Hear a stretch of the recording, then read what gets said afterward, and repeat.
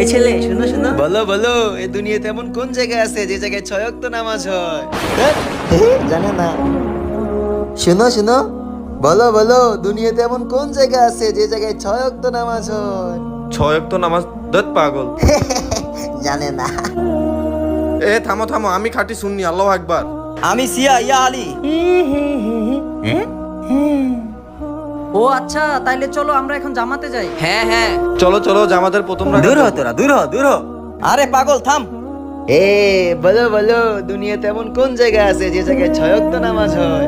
আরে পাগল, নামাজ লয়ে মজা শুরু করছে, 5 ওয়াক্ত জায়গা 6 ওয়াক্ত বানাই লিছে, ওরে মার।